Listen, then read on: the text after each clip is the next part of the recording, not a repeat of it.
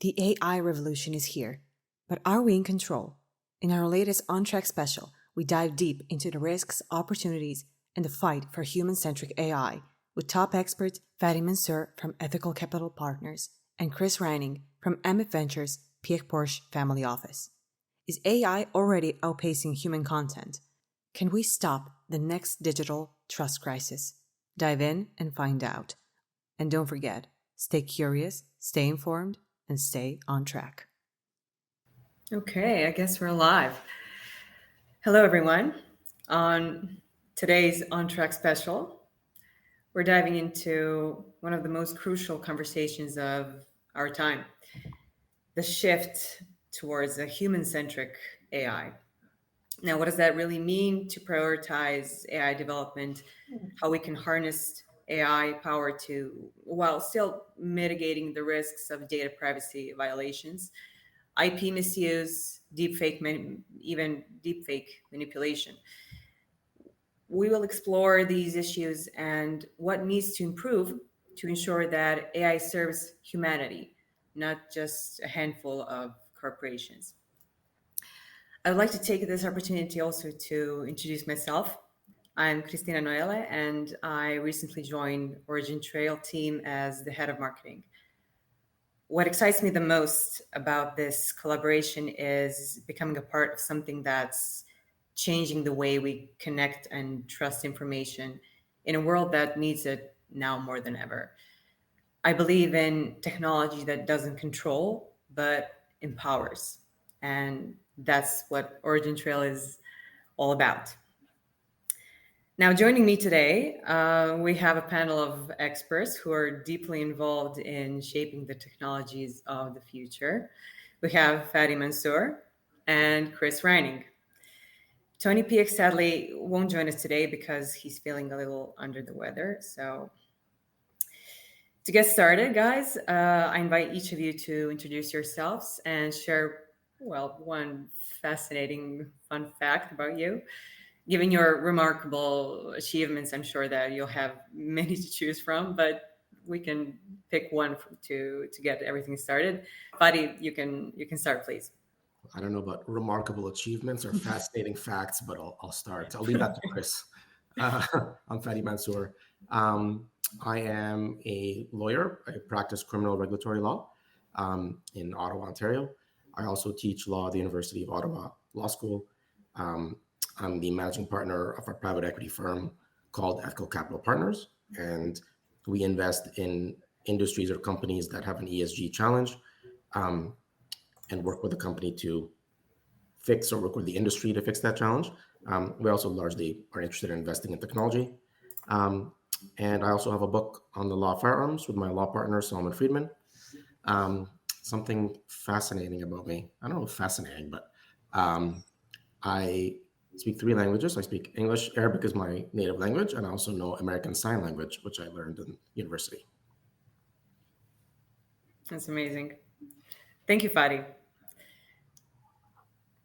Chris? Yes. Hi, Christina. Hi, Fady. It's an honor and a pleasure to be here. And I send greetings from Tony Piëch. Sadly couldn't be here, as you mentioned. I have worked with and been friends with Tony over 20 years, so I think I cannot speak for him, but I know many of his thoughts and opinions on this topic. So I'm looking forward to dive into that. By way of introduction, I'm from Norway. I'm a father of 2, and I think that is also context that we can come back to when we discuss humanity and the future of AI. I run AMYP Ventures, which is part of a Piëch-Porsche family office. So it's a 100% Piëch-Porsche owned investment company. We invest globally, and I'll come back a little bit later to our relationship with Trace Labs and OriginTrail. But a little bit more about myself. I went to the Royal Norwegian Air Force Academy for over 6 years. I then went to France, to Paris, and I studied at ESSEC, which is a grande école in France. Got really interested in finance and economics and went to the US, where I did an MBA, or graduate studies, at University of Chicago. And at that point, I'd lived in Europe, I'd lived in North America for a couple of years, and I realized I knew nothing about Asia. And to carbon date myself, this was in the mid 1990s, so probably before many of you were born. But I took a job in Tokyo, in Japan, and lived and worked in finance in Tokyo. Eventually, a deal that I was working on took me to China. I relocated from Tokyo to Beijing and thought I was going to stay in China for 2 years, maybe 4 years. I ended up staying more than 10 years in Beijing and Shanghai, and a little bit of time in the south, in Hong Kong as well.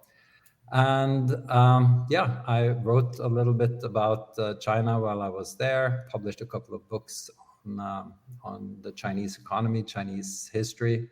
And one fun fact, I guess, is that in 2017, 2018, published a book on China and artificial intelligence. And the subtitle was how I thought China might come to dominate artificial intelligence and blockchain. And it's available on Amazon, this book, but it's not a plug. If anyone wants a free copy of the book, I'm very happy to send it to you. So get in touch with Christina or myself. I'll send you a copy.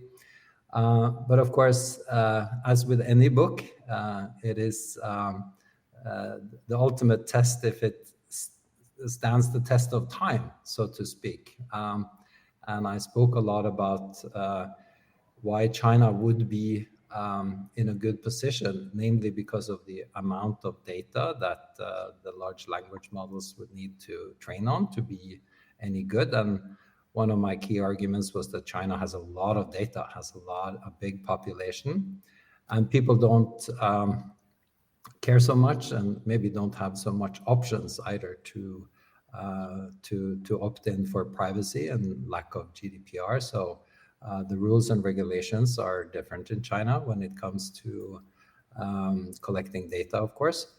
The amount of investments that goes into the Chinese economy, and that has only accelerated.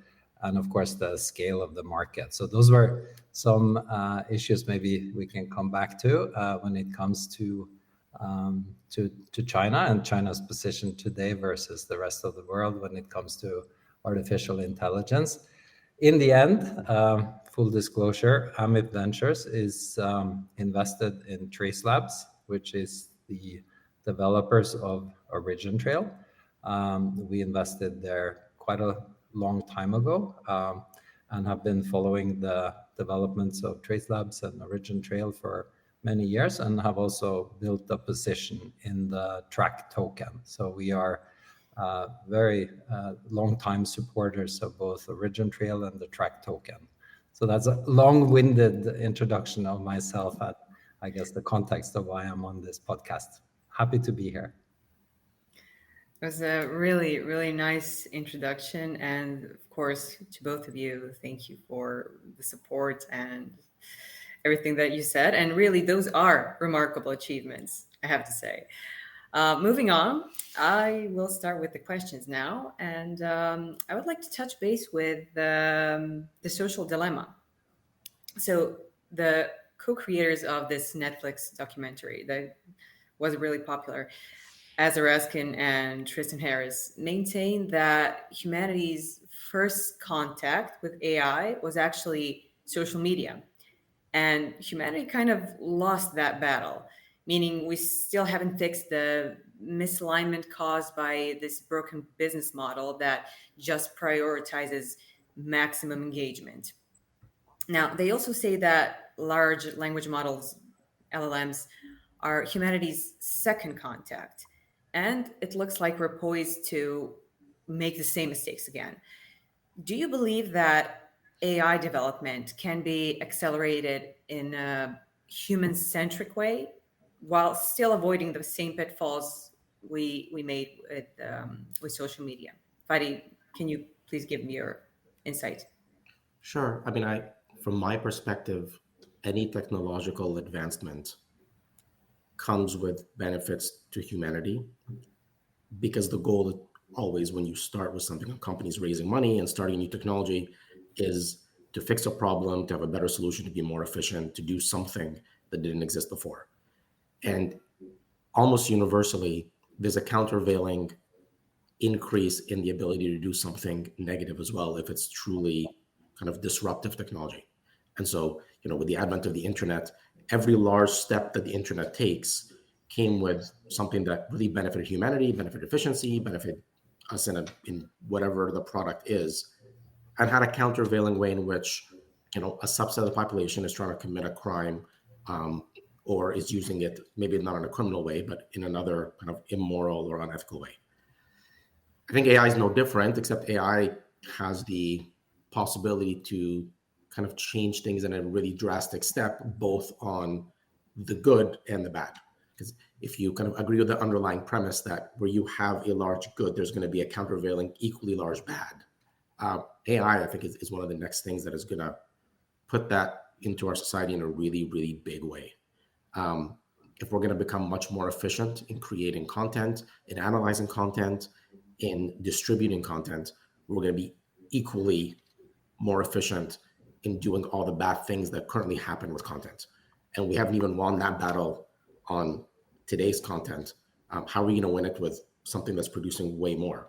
And so when you look at why does that happen, I think inherently companies are driven by trying to return a profit for their shareholders, and their entrepreneurs are optimistic by nature. If you're not an optimistic entrepreneur, you're probably not starting a company. If you're only seeing the negative, you're not going to go in and risk everything.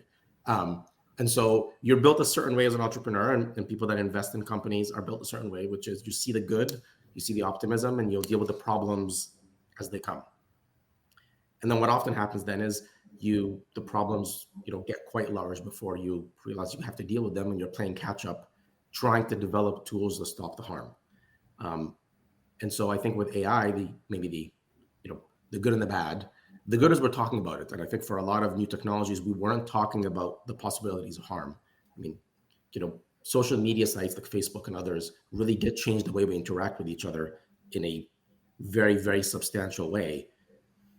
But we weren't in the early days, I think, talking about where could this go really, really wrong in the same way that we're talking about it on AI. So I think there is a desire now by companies and by society to look and to require companies to be ESG compliant, and to require companies to be thinking about the harms at the same time as they're thinking about the good.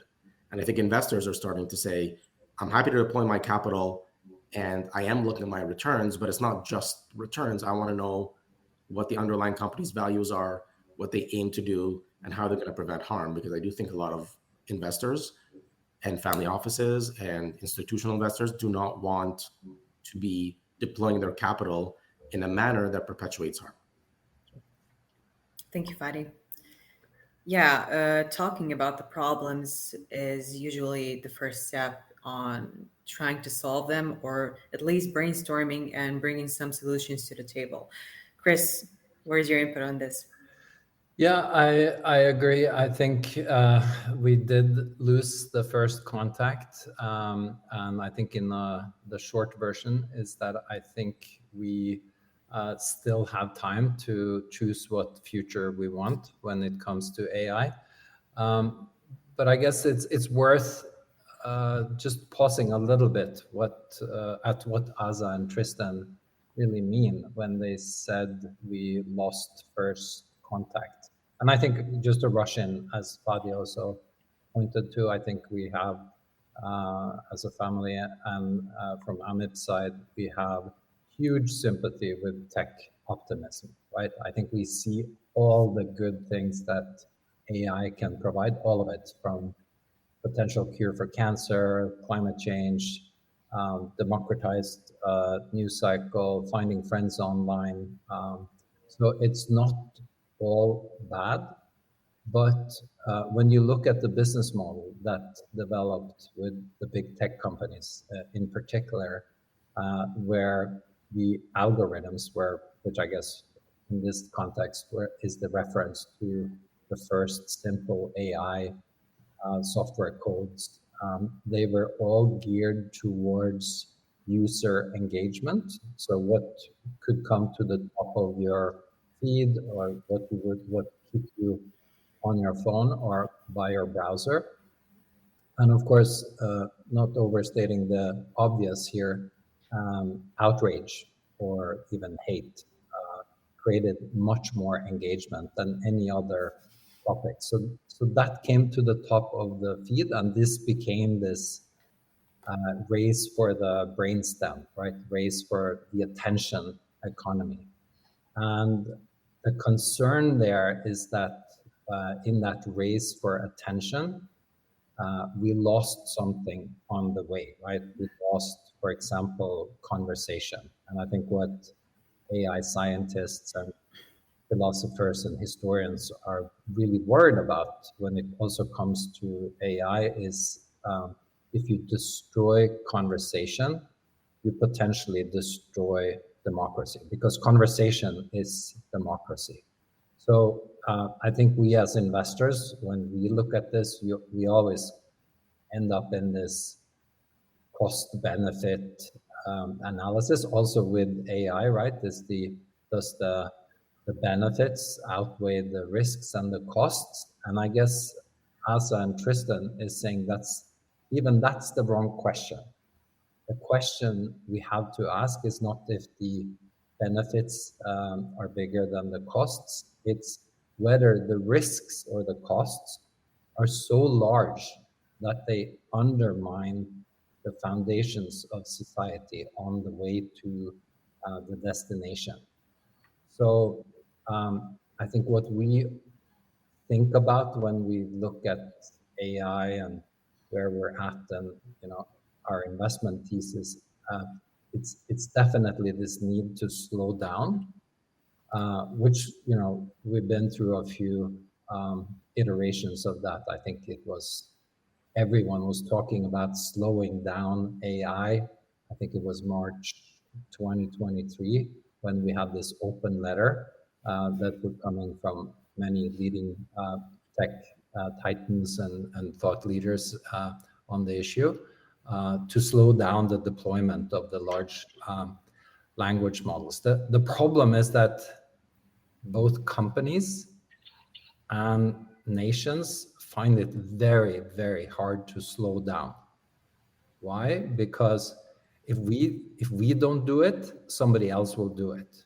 So in every boardroom, every investor committee meeting, if we don't do it, somebody else is going to do it. And if we slow down in Europe or in the US, China will do it, right?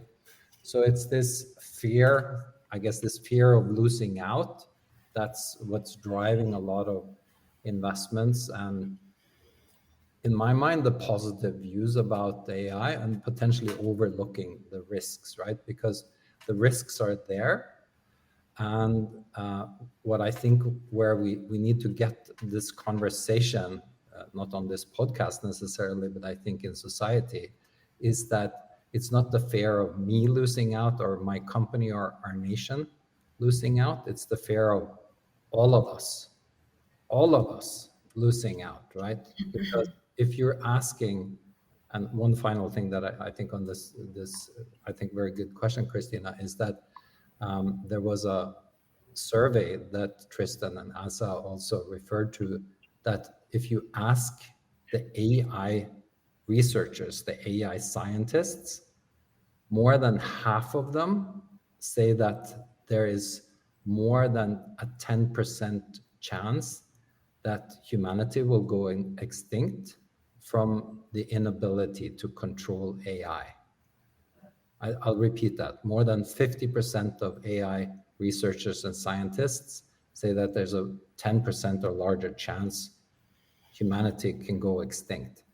And if the analogy here is that if airplane engineers 50% of airplane engineers were telling you there's a 10% chance that this plane could go down, you're never getting on that plane, right? You're just not.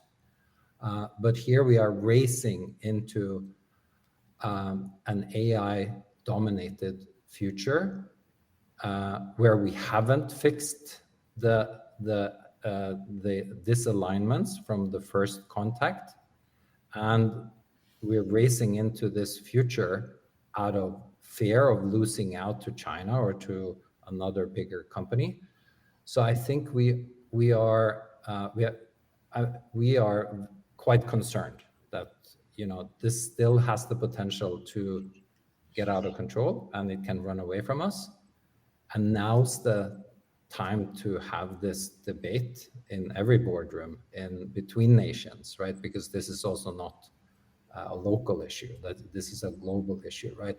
And I guess this, the second contact, the first contact was the social media and the algorithms and the attention economy. The second contact is the AI models and the race for intimacy, right?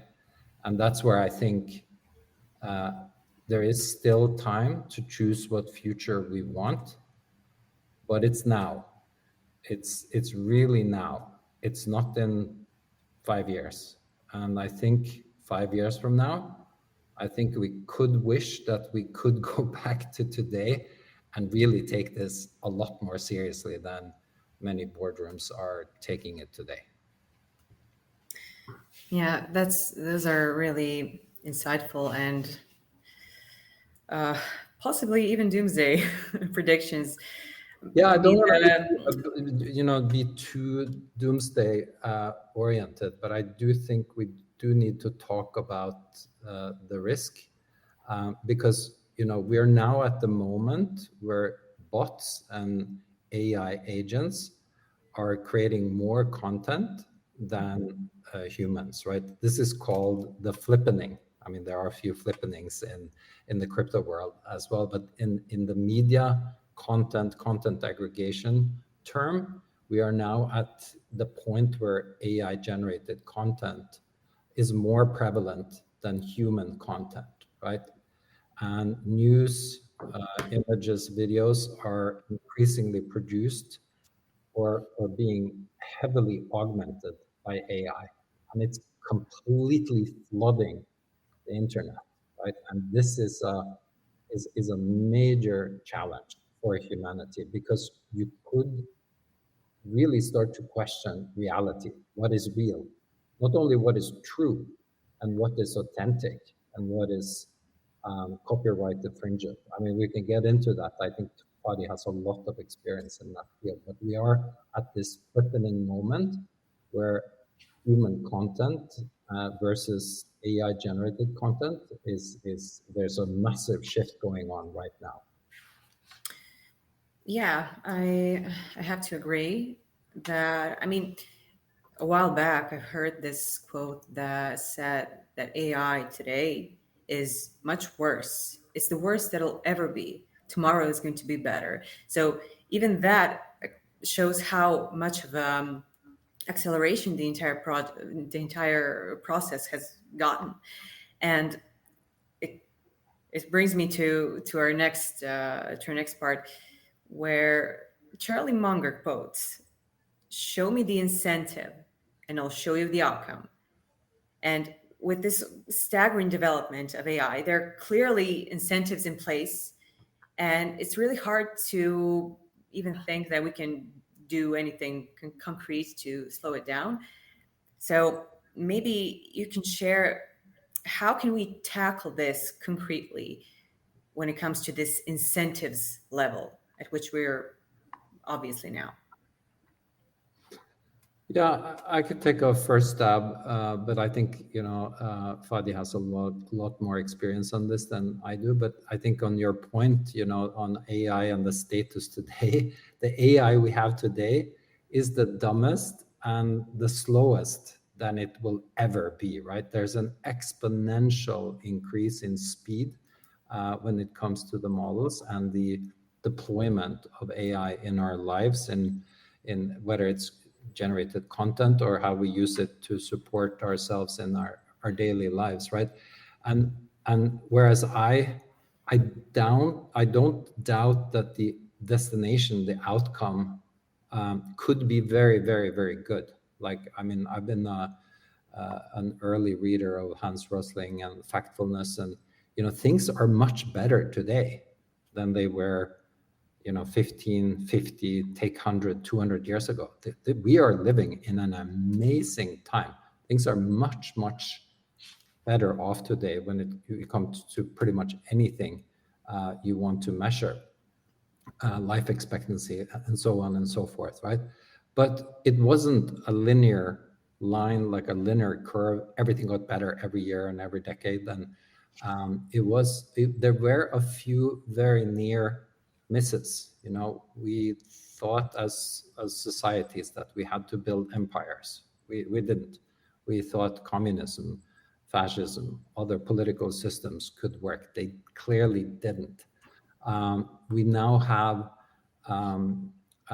this situation where, I took OpenAI and Anthropic to the investment committee of AMYP, and whereas the committee could see clearly that the benefits of and the financial return potential, which has been staggering, could see the potential future and the benefits of AI, the committee voted me down. Chose not to invest in those two phenomenal companies, like two leaders in its field. And the reason was that, we do see the positive sides, but we don't want to be seen to be potentially funding the end of humanity. So what we have done as an investment company and from the family office, we have exclusively started to invest into the safety valves of internet, I would say in general, and AI in particular. So I would say that that's one of the reasons we clearly invested in Trace Labs, right? Which was set up when we got involved to provide provenance and track physical assets, be it with Swiss Rail or Walmart or any physical asset, right? In terms of provenance, authenticity, etc.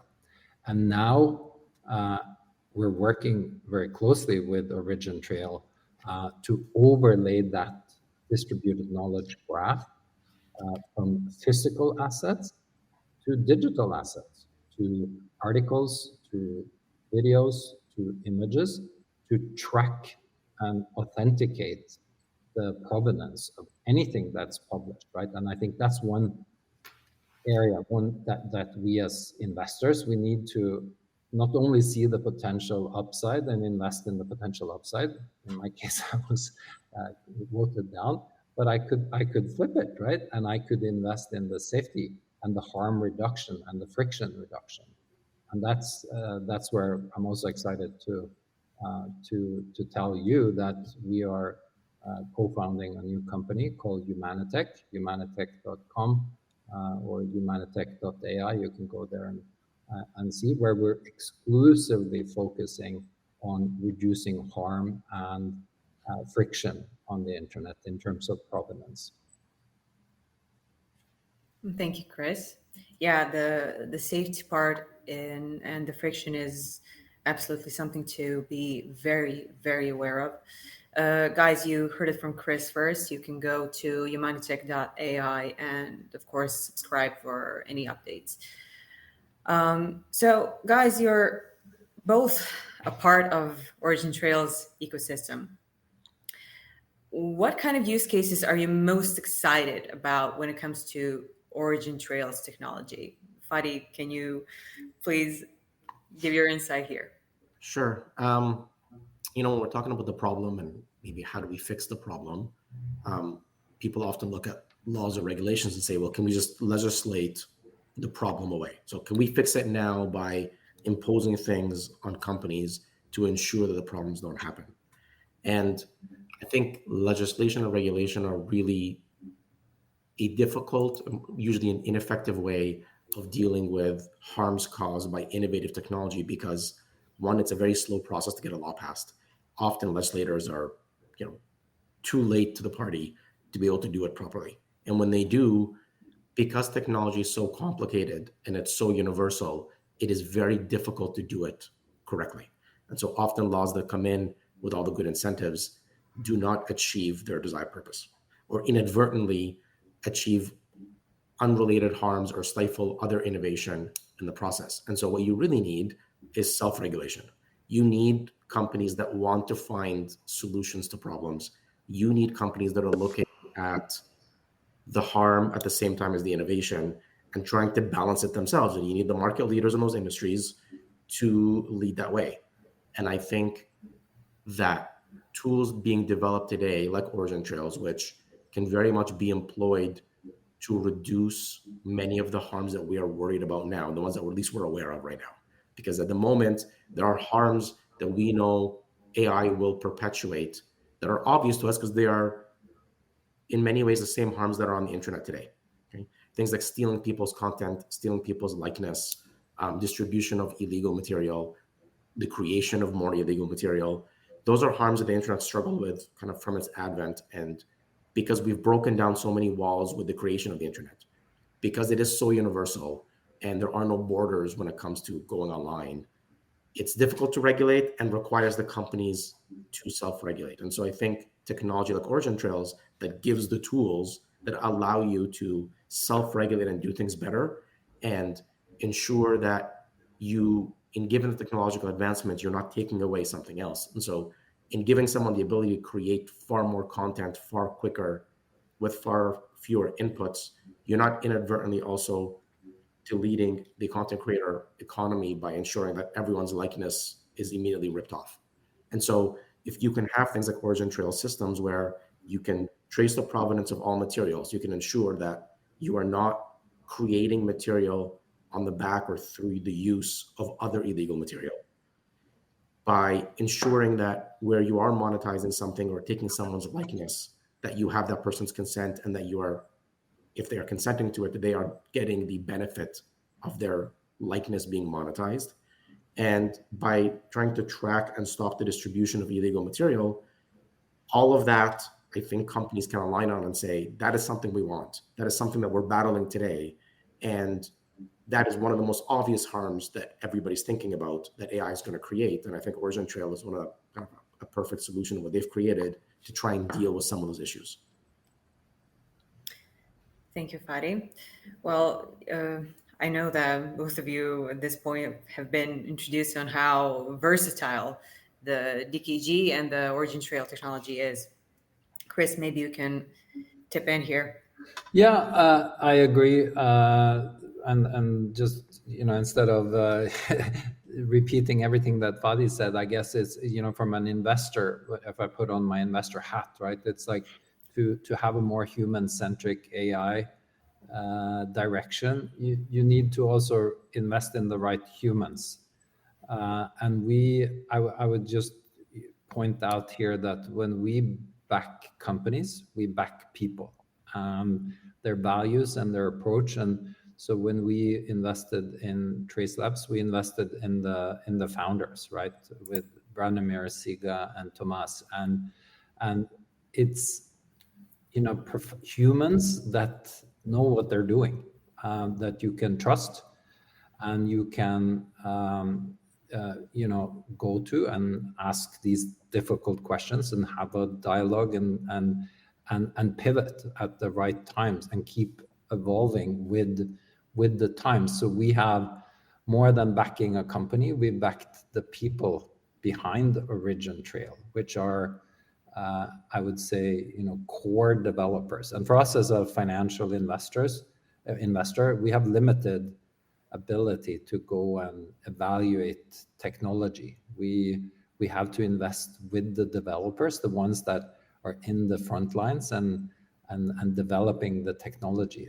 We would never back, financiers or marketers in this space alone. So we need to back humans with good human values that are trying to do the right thing.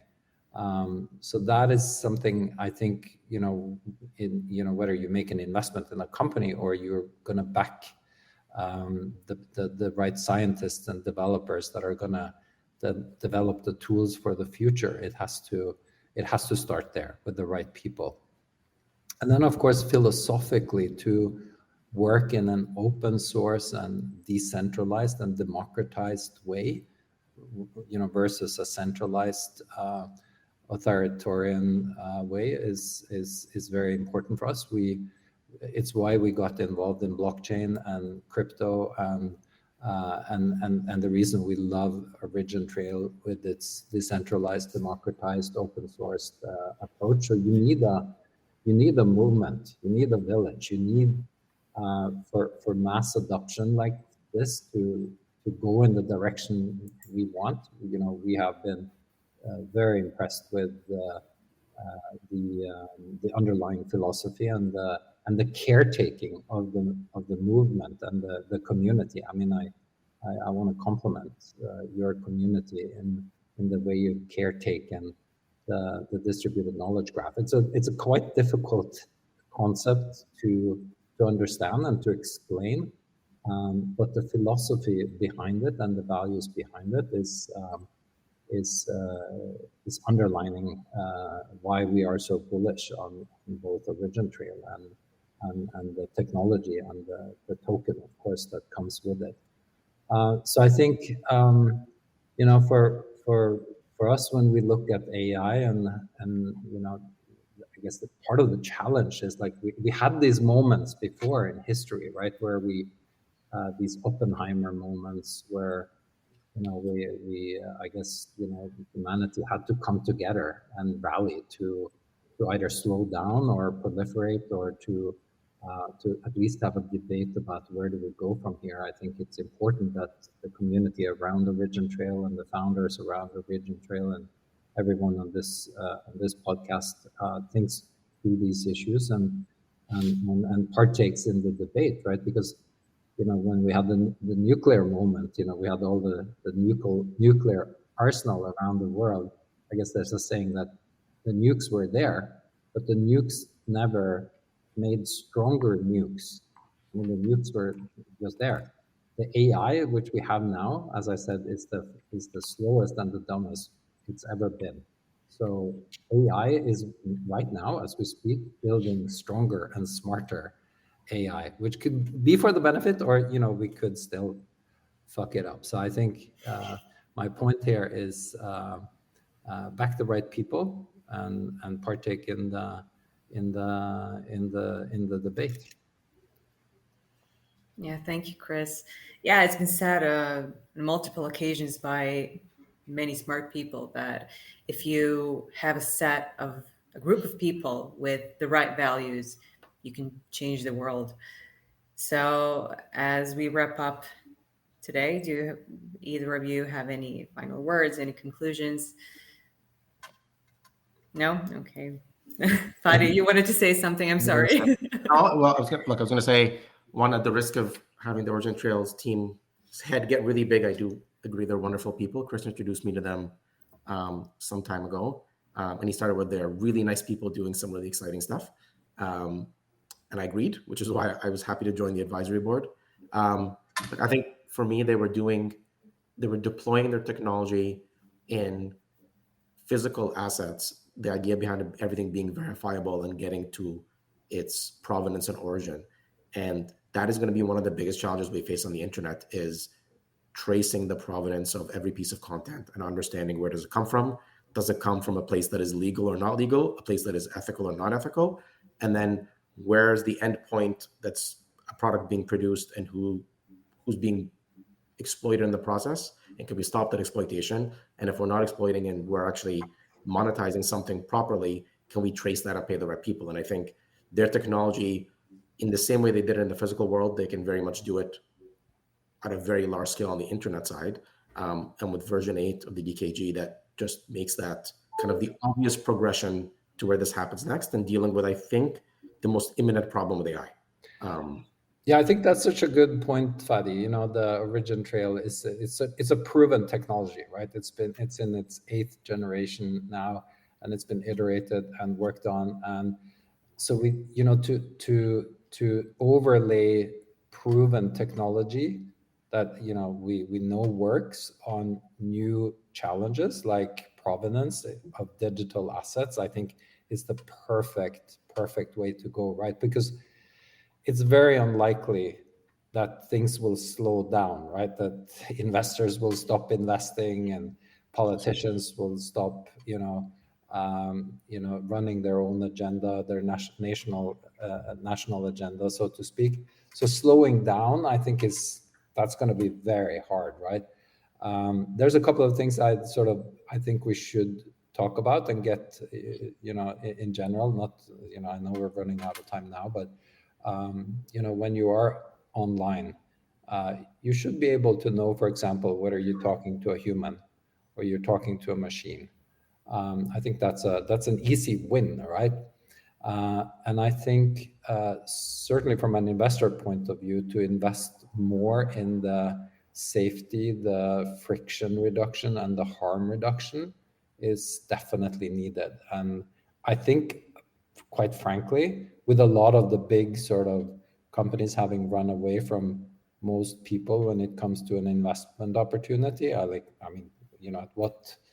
what valuation is OpenAI or Anthropic an interesting investment opportunity, right? But there's still so much you can invest in the safety and harm reduction of the AI side. So that's the part actually where I think you can fight the good fight. You can use tech for good. And the irony here is that we humans in a way have already lost that fight, right? We need to deploy technology and machines to fight machines, but we can do something about the incentive, right? And we can do something about the type of people we back to fight the good fight. So that's why I'm excited to be on this journey with you guys at the OriginTrail. It's an honor, and it's a very important mission you guys are on. Thank you, Chris. It's really an honor from all of us to have you both as our investors and advisors. So as we can wrap today's episode On Trac special, well, it's clear that innovation is moving fast, and the choices we make today and now will eventually define the near future, I have to say. A huge thank you to both of you for sharing your insights, for tuning in. If you guys, our listeners and viewers, enjoyed this discussion, don't forget to subscribe, share, and keep the conversation going. And until next time, stay curious, stay informed, and of course, stay on track.